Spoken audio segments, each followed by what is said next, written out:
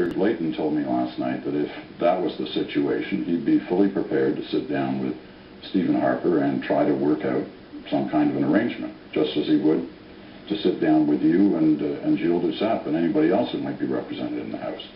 Well, that tells you that Mr. Layton is preparing to be in opposition. Mr. Duceppe is preparing to be in opposition. In fairness, he was asked of that particular scenario.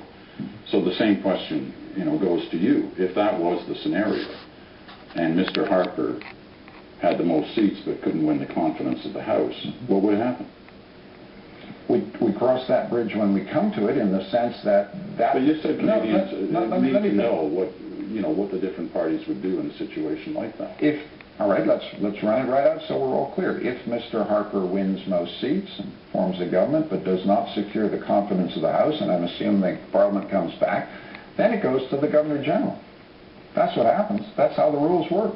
And then if the Governor-General wants to call on other parties, or myself, for example, to try and form a government, then we try and form a government. That's exactly how the rules work. And what I'm trying to say to Canadians is, I understand the rules, I respect the rules, I'll follow them to the letter, and I'm not going to form a coalition. What I'm prepared to do is talk to Mr. Layton or Mr. Duceppe or even Mr. Harper and say, look, we've got an issue here, how do we solve it? Here's the plan I want to put before Parliament.